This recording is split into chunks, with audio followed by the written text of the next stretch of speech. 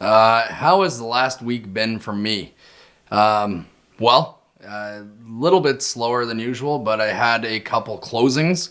A closing is where the buyer of the property that you bring takes possession of the house that day. So I had two of those over the last week, which was nice. A couple of hiccups, but all settled, all, set in stone now. It's all good. We got it all sorted out.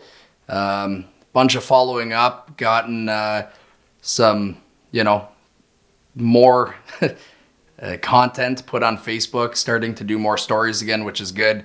It's kind of just getting back into the rhythm of things. I did a bike ride again from Niagara Falls to Port Colborne.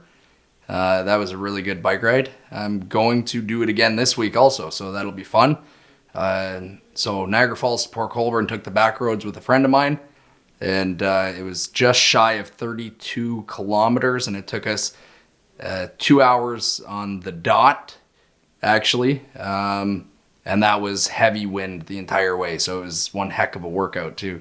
So that's good. What made me decide to get on the bike?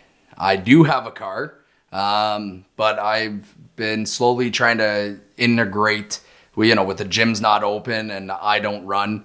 As some people know, I have hip and back issues, so things have to be more non-weight bearing than not, I guess you can say. And biking is a very good exercise for both cardio and muscular, believe it or not. And I said before I'd moved to Welland, which is coming up pretty soon, that I was going to do the trek from Niagara Falls to Port Colborne on my bike. And so I've done it twice now.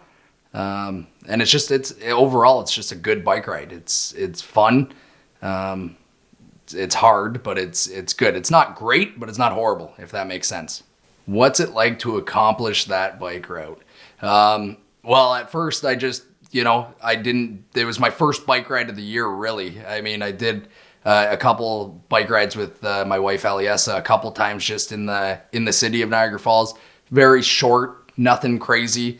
So when I jumped on the bike the first time and said, I'm going, and I went to Port, I picked the hottest day of the year with one bottle of water, like a silly pagoda. And I just did it. And, at first it was really tough. And then you get, halfway through, you're sweating, you're out of water, and you're like, oh gosh, should I just give up? And you keep pushing, and then, you get to the last and final part, and you can basically taste the end of it. And it doesn't sound like a lot, 32 kilometers, but let me tell you, when you're on a bike in a hot summer day, well, not even summer, but a hot day, and you're out of water, it's a long trip. Especially when you're as handsome as I am with the weight I got. But it feels great to accomplish something like that, especially when you're not sure if you're going to be able to, and then you just push yourself to the end and you get it done. And it's the greatest feeling to do something like that. What's it like to be the guinea pig of RightChoice, if you want to put it that way?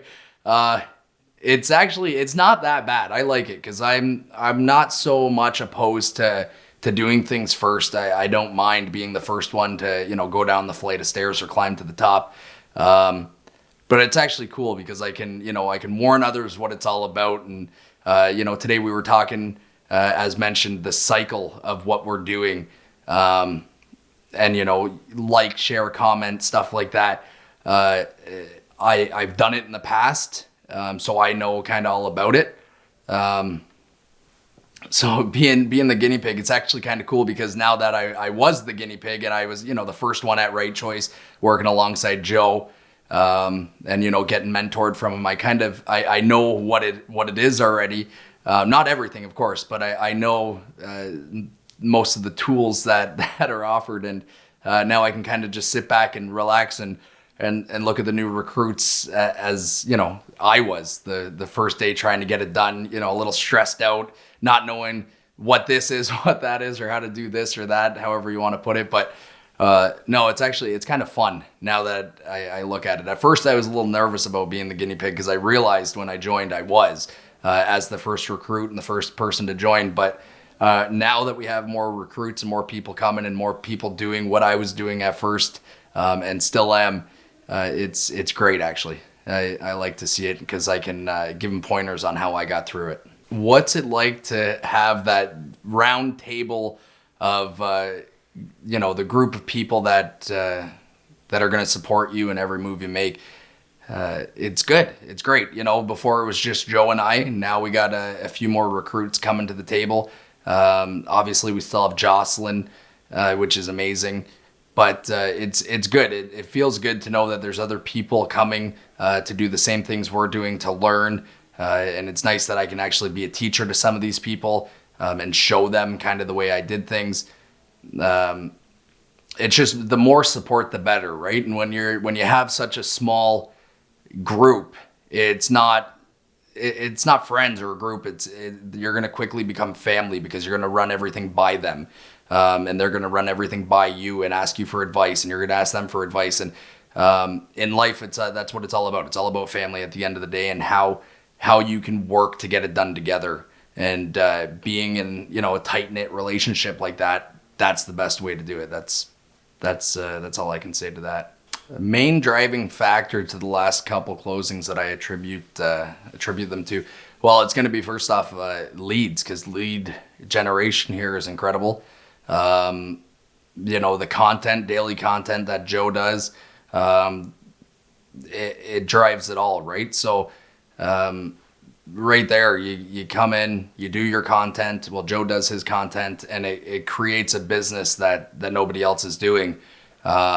And honestly, that's where it comes from. The listings that Joe does and the content he does is where these leads are coming from. And all organically at that. It's not paid for. So it's still, no matter which way you look at it, it's different than what everybody else is doing also. So that's where I attribute that. Is it intimidating me to see the table fill up? Not at all. If anything, yeah, it is motivating me. I got to get back on the horse and ride full speed, get back to where we were before, obviously, the pandemic. A lot of people took it down a notch, down a couple gears during the pandemic, took it slower. Of course, I was still working. Most realtors, well, not most, that's a lie. Some realtors are still working, as Joe and I are, obviously taking proper precautions. But now things are starting to lighten up, and it's overall, it's just time to kick it back into high gear and basically show the recruits exactly what we do here and how we get it done. Not only is it going to motivate me, but it'll motivate them for when they're done. Timing is huge, especially time management with lead, like when you're handed a lead and when you reach out to them. Time is definitely of the essence. One of the big things with me is if I'm in the middle of something, it's very hard to stop exactly what I'm doing because I'm in the moment to be able to reach out to them. And I've lost a lot of money doing that and not being able to do that. And it's something I definitely have to work on. But it's very important that you do that. You have to stop, what you're doing, even if it's in 5 minutes, but you want to get you want to get in touch with whomever it is that you're getting in touch with as soon as possible, whether that's in 1 minute, 5 minutes, or 10 minutes. But too much time goes on and they're going to be out contacting somebody else. So it's tough, and it's something that as I said, I still have to work on, and I'm working on daily. But a few hours, there's no excuse. You have to get on it as soon as possible. So yeah, that's where that is. So we're setting goals this week, and one of the goals that we're going to set is how many times am I going to reach out to Joe first before he reaches out to me to ask if I have reached out to the lead yet. As time has told, Joe has reached out to me more often than not. So my goal is, let's do it, everyone. Every single one that I am past this week, as soon as I reach out to them, I am to reach out to Joe and let him know that the reaching out is done. Why is it important to be proactive when buyer and seller leads come through the pipelines and answer as quickly as possible? The reason being, in my eyes, is we want to show them how hard we're working, first and foremost. Secondly, that we don't waste time. We're going to get an answer as soon as we possibly can. And third, that no matter what you're doing, buyers and sellers will always come first in the line of duty. I guess you can say that might be a bad way to say it, but regardless, when you're working, buyers and sellers always come first. As a realtor, you have, no set schedule, but you're always working, if that makes any sense. So whether you're doing something for yourself or somebody else, you always have to make sure that that time frame is available where if somebody reaches out to you or you need to reach out to them, that you give them that time of day to show them that they're just as important as the next. And I think that's the biggest reason to be proactive and to show them what you're doing and what you're going to do for them.